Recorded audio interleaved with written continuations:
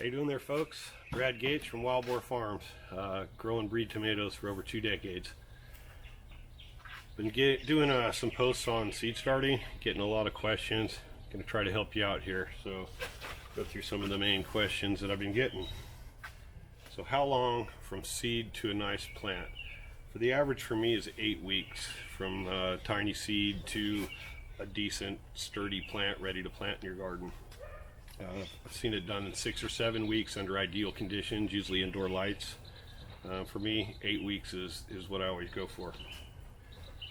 Seed starting mix, very important. Don't want to cheap yourself on this, you'll have bad results. Personally, I recommend buying the highest quality organic potting mix you can. I'm using the stuff from my buddies at Vital Gardens, and they make the most premium soil there is. Inside here, cocoa coir, compost, Brigham peat moss, perlite, worm castings, pumice stone, peat humus, glacial rock dust, dolomite, lime, and seabird guano. I'm telling you, it's an all-around excellent texture mix. I can actually use that mix to fill a 288 plug, which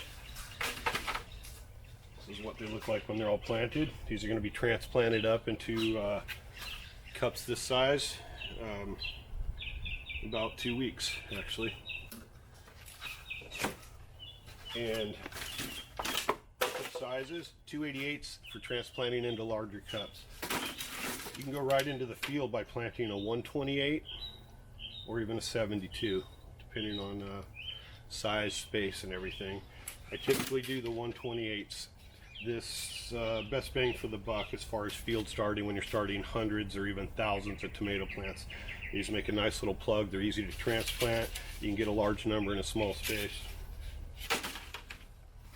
Also, I don't use seed starting mix. Most good high quality potting mix will have a nice consistency to it. Okay.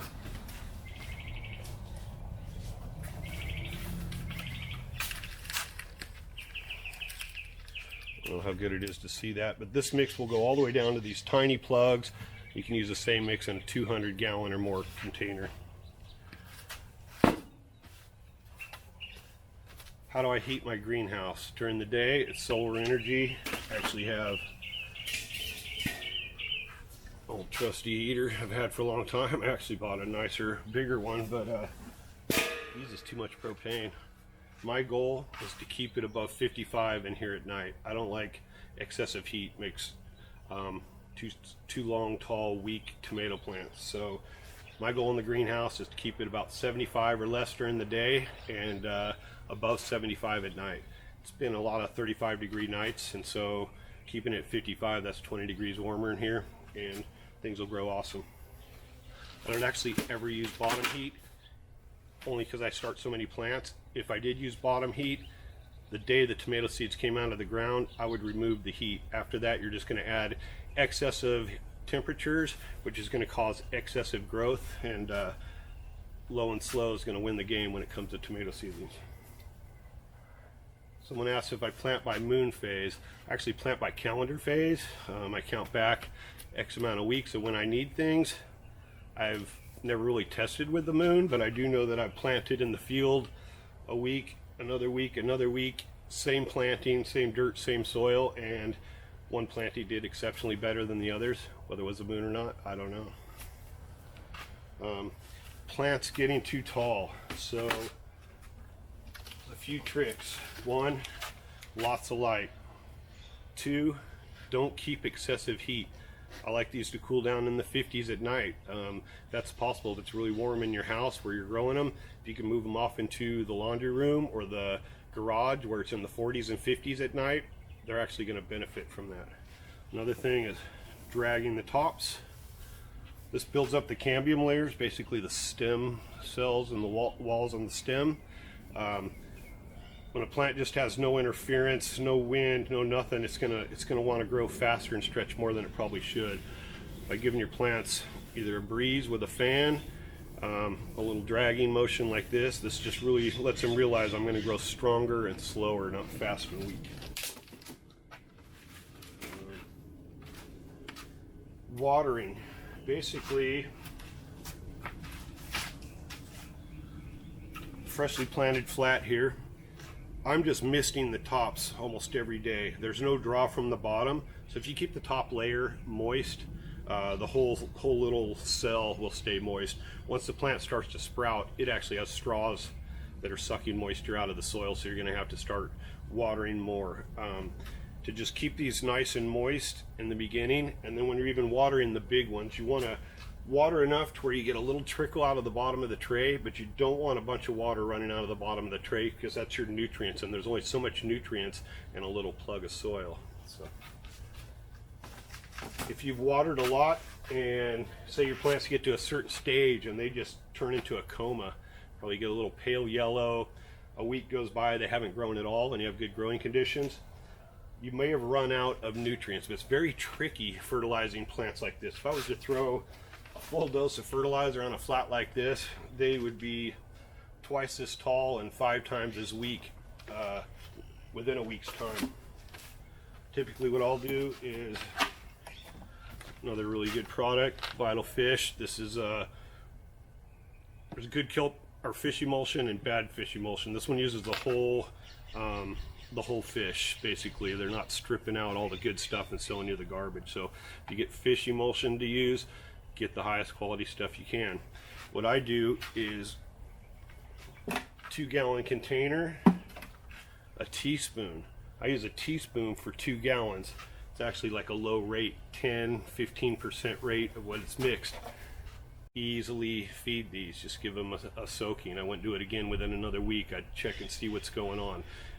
It's very easy to over fertilize during the seedling stage, so a nice high quality, you don't want a bunch of big numbers on here. This one's a 240. This is going to green them up, keep them growing just nice and steady. You don't want to grow too fast, you don't want to grow too slow. So if you usually I never have to secondary fertilize, but if I've been watering a lot, or if you got a bad batch of soil for some reason, they're not growing, they're in the yellow coma, start low dose fertilizing them. We're planting extra seeds. Let's use a nice one. The key is to have a nice perfect flat. So things can go wrong. I've skipped planting a couple of whole rows, just missed it.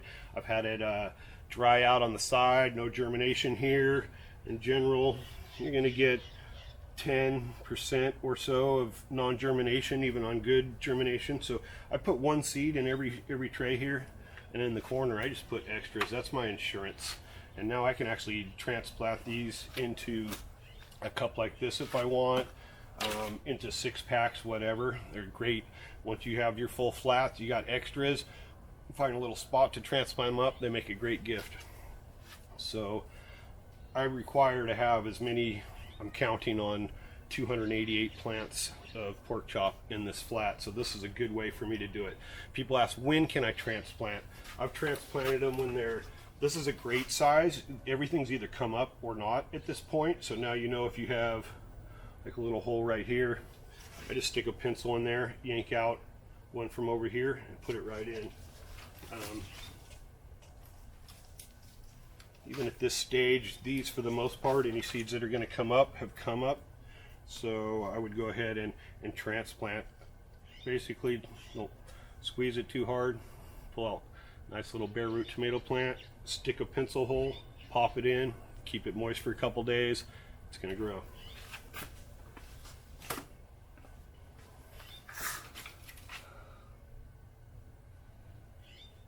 So I went over tray sizes. I did a thing the other day, spit on your plants. Sometimes the little comes up looking like a mushroom. The stem of the seed comes up and you have the shell just locked on the little embryo of the tomato. It needs to get those first helper leaves out in order to start creating its own energy and grow. So you can mist them a lot, and I was saying that the best thing I've found is saliva, and I don't spit on my plants. I get some on the tip of my tongue, get it on my finger, dab it on there. It'll stay moist for a long time that way. Saliva has that ability. So if your seed's stuck in the case, keep it moist, give it a little spit.